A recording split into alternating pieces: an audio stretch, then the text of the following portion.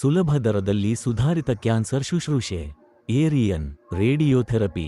ಎಆರ್ಸಿ cancer ಆಸ್ಪತ್ರೆಯು ವಿಶ್ವದರ್ಜೆಯ cancer ಶುಶ್ರೂಷೆಯನ್ನು ಹೊರೆಯೆನ್ನಿಸಿದ ದರದಲ್ಲಿ ಲಭ್ಯವಾಗಿಸುವ ಮೂಲಕ ಕಾರ್ಪೊರೇಟ್ ಆಸ್ಪತ್ರೆಗಳ ದುಬಾರಿ ದರ ಹಾಗೂ ಸರ್ಕಾರಿ ಆಸ್ಪತ್ರೆಗಳ ರೋಗಿಗಳ ದಟ್ಟಣೆ ಇವೆರಡೂ ಸಮಸ್ಯೆಗಳಿಗೆ ಪರಿಣಾಮಕಾರಿ ಪರಿಹಾರ ಕಲ್ಪಿಸುತ್ತಿದೆ.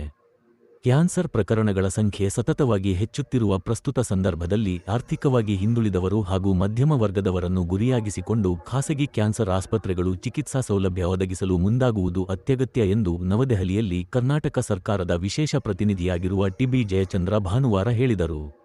ಕ್ಯಾನ್ಸರ್ ಬಾಧಿತರಿಗೆ ಸುಧಾರಿತ ಚಿಕಿತ್ಸೆಯನ್ನು ಜೇಬಿಗೆ ಹೊರೆಯಾಗದ ದರದಲ್ಲಿ ಲಭ್ಯವಾಗಿಸುವ ಉದ್ದೇಶದೊಂದಿಗೆ ಹೊಸದಾಗಿ ಸ್ಥಾಪಿಸಲಾಗಿರುವ ಏರಿಯನ್ ರೇಡಿಯೋಥೆರಪಿ ಮತ್ತು ಆಕಾನ್ಲಜಿ ಕೇಂದ್ರದ ಎಆರ್ಸಿ ಕ್ಯಾನ್ಸರ್ ಹಾಸ್ಪಿಟಲ್ ಉದ್ಘಾಟನಾ ಕಾರ್ಯಕ್ರಮದಲ್ಲಿ ಪಾಲ್ಗೊಂಡು ಮಾತನಾಡಿದ ಅವರು, ಸೇವೆಯನ್ನು ಮುಖ್ಯ ಗುರಿಯಾಗಿಸಿಕೊಂಡಿರುವ ಉತ್ತಮ ಮೂಲಸೌಕರ್ಯವುಳ್ಳ ಇಂತಹ ಖಾಸಗಿ ಆಸ್ಪತ್ರೆಗಳಿಗೆ ಕೂಡ ಸರ್ಕಾರ ನೆರವು ನೀಡಬೇಕಾಗುತ್ತದೆ ಎಂದರು.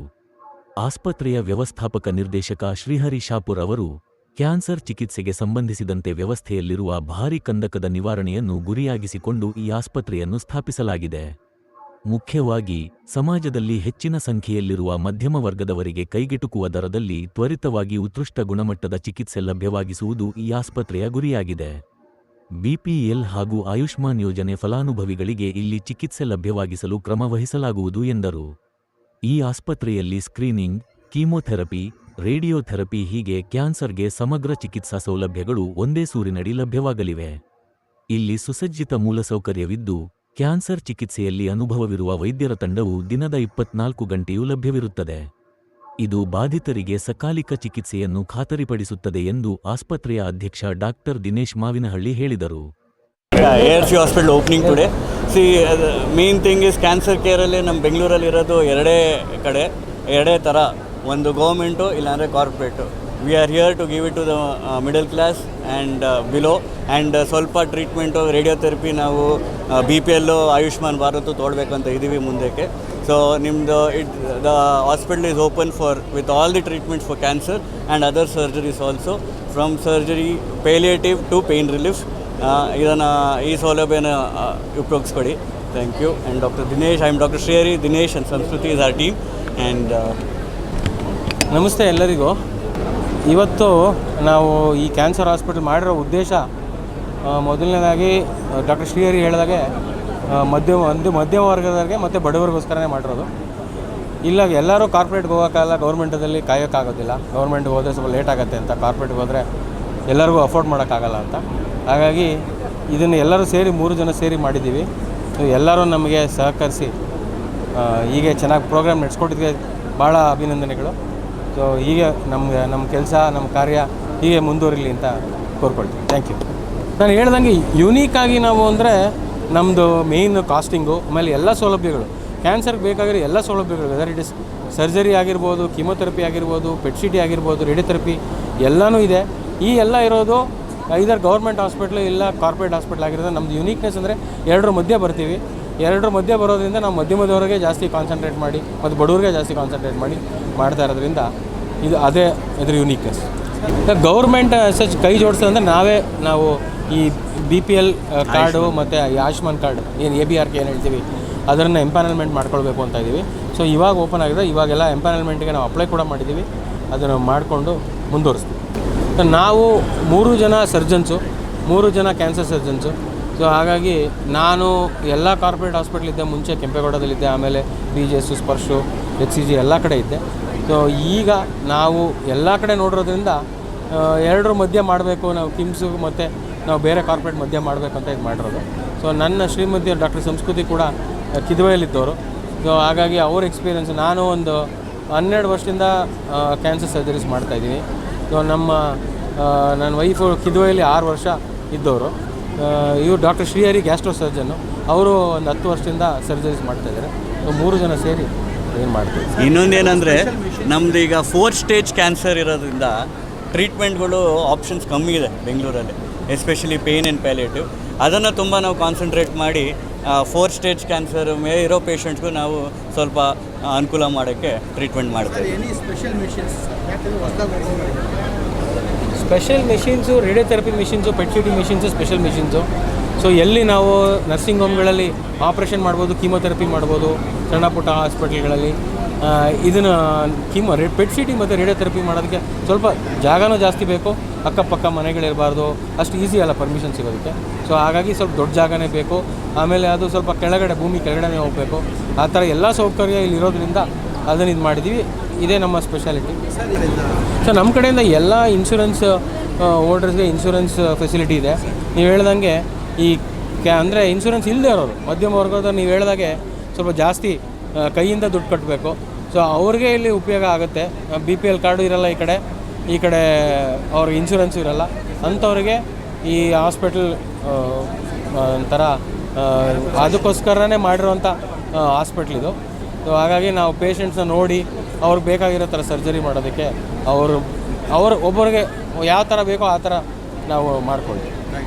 ಡಾಕ್ಟರ್ ದಿನೇಶ್, ಸಂಸ್ಕೃತಿ ಮತ್ತು ಚಂದ್ರು ಇವರೆಲ್ಲರೂ ಕೂಡ ಒಂದು ARC ರೇಡಿಯೋಥೆರಪಿ ಹಾಸ್ಪಿಟಲನ್ನು ಖಾಸಗಿಯಾಗಿ ಇವತ್ತು ಪ್ರಾರಂಭ ಮಾಡಿರ್ತಕ್ಕಂಥದ್ದು ಇರತಕ್ಕಂಥ ಯಾವತ್ತು ನನ್ನ ಸಹೋದರಿಯರೇ. ಬಹುಶಃ ನನಗೆ ಹೆಚ್ಚು ಮಾತಾಡುವಂಥ ಸಂದರ್ಭ ಇಲ್ಲ. ನಾನು ದೆಹಲಿಗೆ ಹೋಗೋದಕ್ಕೆ ಫ್ಲೈಟ್ ಲೇಟ್ ಆಗ್ತಾ ಇದೆ. ನಾನು ಈ ಕಾರ್ಯಕ್ರಮದಲ್ಲಿ ಬಂದು ಈ ಉದ್ಘಾಟನಾ ಕಾರ್ಯಕ್ರಮದಲ್ಲಿ ಭಾಗವಹಿಸೋದಕ್ಕೆ ನನಗೆ ಭಾಳ ಸಂತೋಷ ಆಗಿದೆ ಅಂತಕ್ಕಂಥ ಮಾತನ್ನು ಹೇಳ್ತಾ, ಈಗ ನಾನು ಮಹೇಶ್ರು ಗ್ರೇಟರ್ ಬ್ಯಾಂಗ್ಳೂರಿನ ಮೊದಲನೇ ಕಮಿಷನರ್ ಅಂದರೆ ಮಹೇಶ್ರು ಚರಿತ್ರೆಯಲ್ಲಿ ಉಳಿತಾರೆ. ಅವರು ಅದನ್ನು ಮಾತಾಡ್ತಾ ಇದ್ದಾರೆ. ಈ ರೀತಿಯಾಗಿರ್ತಕ್ಕಂಥ ಮೂಲಭೂತ ಸೌಕರ್ಯಗಳು ಕೂಡ ಇನ್ನೂ ಹೆಚ್ಚು ಆಗಬೇಕಾಗುತ್ತೆ. ಖಾಸಗಿ ವಲಯದಲ್ಲಿ ಬರಬೇಕಾಗ್ತದೆ. ಆದರೆ ಖಾಸಗಿ ವಲಯದಲ್ಲಿ ಬರಬೇಕಾದಾಗ ಅವರಿಗೆ ಗಮನ ಯಾರಿರಬೇಕು ಅಂತಂದರೆ ಬಡವರು ಮತ್ತು ಮಧ್ಯಮ ವರ್ಗದ ಜನರನ್ನು ದೃಷ್ಟಿ ಇಟ್ಕೊಂಡು ಕೆಲಸವನ್ನು ಮಾಡಬೇಕು ಅಂತಕ್ಕಂಥ ಮಾತನ್ನು ನಾವಿಬ್ಬರು ಮಾತನಾಡ್ತಾ ಇದ್ದೀವಿ. ಬಹುಶಃ ನಾನೊಬ್ಬ ಕಾನೂನು ಮಂತ್ರಿಯಾಗಿದ್ದಂಥ ಸಂದರ್ಭದಲ್ಲಿ ಶಂಕರ್ ಹಾಸ್ಪಿಟಲ್, ಕ್ಯಾನ್ಸರ್ ಹಾಸ್ಪಿಟ್ಲಿಗೆ ಹೋದೆ. ಅಲ್ಲಿರ್ತಕ್ಕಂಥ ಇನ್ಫ್ರಾಸ್ಟ್ರಕ್ಚರ್ನ ಎಕ್ವಿಪ್ಮೆಂಟ್ಸನ್ನ ನೋಡಿ ನಾನು ಘೋಷಣೆ ಮಾಡಿ ಬಂದೆ. 10 ಕೋಟಿ ರೂಪಾಯಿ ನಾನು ಸರ್ಕಾರದಿಂದ ಕೊಡ್ತೀವಿ, ನಿಮಗೆ ಬಡವರಿಗೆ ಸಹಾಯ ಮಾಡುವಂಥ ಕೆಲಸವನ್ನು ಮಾಡಬೇಕು ಅಂತೇಳಿ ನಾನು ಪ್ರಾಮಿಸ್ ಮಾಡಿ ಬಂದು ಅದೇ ರೀತಿಯಾಗಿ 10 ಕೋಟಿ ರೂಪಾಯಿನ ಕೊಡುವಂಥ ಕೆಲಸವನ್ನು ಮಾಡಬೇಕು. ಖಾಸಗಿ ವಲಯಕ್ಕೆ ನಾವು ಪ್ರೋತ್ಸಾಹವನ್ನು ಕೊಡಬೇಕಾಗ್ತದೆ. ಯಾಕಂದರೆ ಹೆಲ್ತ್ ಅಂತಕ್ಕಂಥದ್ದು, ಆರೋಗ್ಯ ಅಂತಕ್ಕಂಥದ್ದು ಇವತ್ತು ಕಾಸ್ಟ್ಲಿ ಆಗಿದೆ. ಇವತ್ತು ಯಾರೂ ಕೂಡ ಸುಧಾರಿಸದೇ ಇರ್ತಕ್ಕಂಥ ರೀತಿಯಲ್ಲಿ ನಮಗೆ ಕ್ಯಾನ್ಸರ್ ಬರ್ತಾ ಇರ್ತಕ್ಕಂಥದ್ದು, ಹೆಚ್ಚು ಜನಸಂಖ್ಯೆ ಇರ್ತಕ್ಕಂಥದ್ದು. ಇವತ್ತು ಹೆಚ್ಚು ಜನಸಂಖ್ಯೆ ಇರಬೇಕಾದ್ರೆ ಹೆಚ್ಚು ಕ್ಯಾನ್ಸರ್ಗಳು ಕಾಣ್ತಾ ಇರ್ತಕ್ಕಂಥದ್ದನ್ನು ನಾವು ನೋಡಬೇಕಾದಾಗ ಇಂಥ ಕ್ಯಾನ್ಸರ್ ಹಾಸ್ಪಿಟಲ್ಗಳು ಹೆಚ್ಚು ಬರಬೇಕಾಗ್ತದೆ.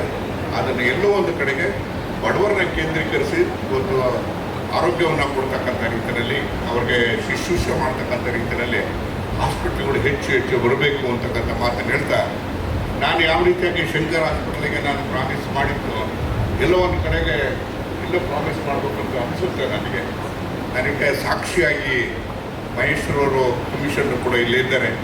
ಇಂಥ ಹಾಸ್ಪಿಟ್ಲ್ಗಳಿಗೆ ನಾವು ಪ್ರೋತ್ಸಾಹ ಮಾಡಬೇಕು. ಒಂದು ಕಂಡೀಷನ್ ಅಂತಂದರೆ ಬಡವರಿಗೆ ಇವತ್ತು ಉಚಿತವಾಗಿರ್ತಕ್ಕಂಥ ಸೌಲಭ್ಯವನ್ನು ದೊರಕತಕ್ಕಂಥ ಕೆಲಸವನ್ನು ಮಾಡಬೇಕು ಅಂತಕ್ಕಂಥ ಮಾತನ್ನು ಈ ಸಂದರ್ಭದಲ್ಲಿ ಇವತ್ತು ನಮ್ಮ 3 ಜನ, ನನಗಿವತ್ತು ಅತ್ಯಂತ ಹೆಮ್ಮೆ ಅಂತ ಹೇಳಿದ್ರೆ, ದಿನೇಶ್ ಇನ್ನೂ 3 ವರ್ಷ ಇದ್ದಾಗಿಂದಲೂ ಕೂಡ ನಾನು ಅವನ್ನ ಎತ್ತಿ ಆಡ್ತಿದ್ದಂಥ ಮಗು. ಇವತ್ತು ನಮ್ಮ ಮುಂದೆ ಒಂದು ಸಮಾಜಕ್ಕೆ, ಒಂದು ಬೆಂಗಳೂರಿಗೆ ಈ ರೀತಿಯಾದಂಥ ಒಂದು ವಿಶೇಷವಾದಂಥ ಸೌಕರ್ಯವನ್ನು ಮಾಡಿಕೊಟ್ಟಿದ್ದಾರಲ್ಲ ಅಂತಕ್ಕಂಥದ್ದು, ಅದರಲ್ಲಿ ಅವನ ಪಾತ್ರ ಹೆಚ್ಚಿದು ಅಂತಕ್ಕಂಥದ್ದನ್ನು ಕೇಳಿ ಅವರು ಕೂಡ ಮತ್ತು ಸಂಸ್ಕೃತಿಯವರು and a very good important idea and the stated aim ಏನಂದರೆ ಅವ್ರಿಗೆ ಏನು ಗುರಿ ಇದೆ ಅಂತ ಹೇಳಿದರೆ ಮಿಡಲ್ ಕ್ಲಾಸ್ ಜನರಿಗೆ in some way affordable treatment for cancer patients ಅಂತ ಹೇಳ್ಬಿಟ್ಟು ಅದೊಂದು ಗುರಿ ಇಟ್ಕೊಂಡು ಅವರು ಈ ಒಂದು ಸೆಂಟರ್ನ ಚಾಲನೆ ಮಾಡಿಟ್ಟಿದ್ದಾರೆ. ವಿಶೇಷ it's a very good target patient 3 ಅಂತ ಹೇಳ್ಬೋದು. ಆದರೆ ಯಾವತ್ತೂ ನಾವು ನೋಡಿದರೆ ಕ್ಯಾನ್ಸರ್ ಹಾಸ್ಪಿಟಲ್ ಬರ್ತಾ ಇದ್ದರೆ it is a mixed emotion. At one level, it recognizes the fact that there is a problem of cancer increasing in the society, which we do not want to have.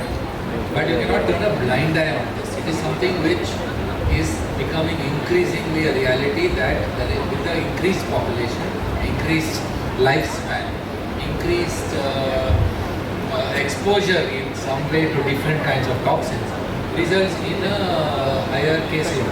And I think given that a city like Bangalore ನಮಗೆ ಈ ಥರ centres ಇದು ಅವಶ್ಯಕತೆ ಬರುತ್ತದೆ.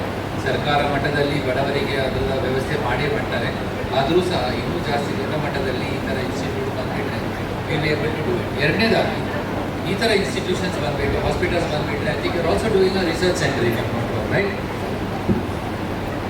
Better treat, increase longevity and improve the welfare of the patients when they are being treated. These are important areas. I am sure that new drugs are being tested every time.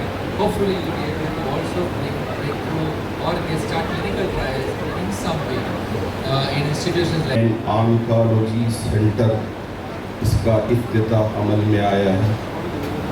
चूँकि ये जो बीमारी है इतनी सख्त तरीन बीमारी है, इन मरीज़ों से जब मैं मिलता हूँ तो यूँ समझ में आता है कि इनकी ज़िंदगी में अंधेरा छा जाता है। ನಮಸ್ತೆ. ಇವತ್ತು ನಾನು ARC ಅಂತ ಹಾಸ್ಪಿಟ್ಲು ಉದ್ಘಾಟನೆ ಸಮಾರಂಭಕ್ಕೆ ಬಂದಿದ್ದೀನಿ. ನನಗೆ ವಿದ್ಯಾ ಅಂತ ಒಂದು 35 ಇಯರ್ಸಿಂದ ಅವ್ರು ಚಿಕ್ಕವರಿಂದ ನನ್ನ ಸ್ನೇಹಿತರು. ಇವತ್ತು ಅವರು ಪಾರ್ಟ್ನರ್ ಆಗಿ ಇವತ್ತು ಅವ್ರ ತಮ್ಮ ಎಲ್ಲರೂ ಸೇರಿ ಇವತ್ತೊಂದು ದೊಡ್ಡ ಮಟ್ಟದಲ್ಲಿ, ಅಂದರೆ ಇವತ್ತೊಂದು ಬ್ರ್ಯಾಂಡ್ ಫ್ಯಾಕ್ಟ್ರಿ ಅಂತ ಏನಿತ್ತು ಅದನ್ನು ಇಡೀ ಬಿಲ್ಡಿಂಗ್ ತೊಗೊಂಡು ಅಷ್ಟು ದೊಡ್ಡ ಮಟ್ಟದಲ್ಲಿ ತುಂಬ ಲೇಟೆಸ್ಟ್ ಟ್ರೀಟ್ಮೆಂಟ್ಗಳು ಅದು ಇದು ಎಲ್ಲ, ಅಂದರೆ ನನಗೆ ಅದ್ರ ಬಗ್ಗೆ ಹೇಳೋಕ್ಕೆ ವರ್ಣನೆ ಮಾಡೋಕ್ಕೆ ಬರಲ್ಲ. ಆ ಥರ ಒಂದು ದೊಡ್ಡ ಫೆಸಿಲಿಟಿ ಇರೋ ಹಾಸ್ಪಿಟ್ಲನ್ನ ಒಂದು ಮೇಯ್ನ್ ವಿಲ್ಸನ್ ಗಾರ್ಡನಲ್ಲಿ ಮಾಡಿದ್ದಾರೆ. ಅದು ತುಂಬ ಸಂತೋಷ ಆಗುತ್ತೆ. ಆಮೇಲೆ ಡಾಕ್ಟ್ರುಗಳಂತೂ ಎಲ್ಲ ಎಕ್ಸ್ಪರ್ಟ್ಗಳನ್ನ ಇಟ್ಕೊಂಡು ಒಂದು ದೊಡ್ಡ ಮಟ್ಟದಲ್ಲಿ ಲಾಂಚ್ ಮಾಡ್ತಾ ಇದ್ದಾರೆ. ಇವತ್ತು ಅದಕ್ಕೆ ಉದ್ಘಾಟನಾ ಸಮಾರಂಭಕ್ಕೆ ನಾನು ಬಂದಿದ್ದೀನಿ. ಅವ್ರಿಗೂ ಎಲ್ಲರಿಗೂ ಒಳ್ಳೆಯದಾಗಲಿ, ಇನ್ನೂ ದೊಡ್ಡ ಮಟ್ಟಕ್ಕೆ ಅವ್ರು ಬೆಳೀಲಿ, ಹಾಸ್ಪಿಟ್ಲು ಇನ್ನೂ 2-3 ಬ್ರ್ಯಾಂಚ್ ಮಾಡಲಿ ಅಂತ ಅವ್ರಿಗೆ ಆಶಿಸ್ತೀನಿ. ಧನ್ಯವಾದಗಳು. Thank you.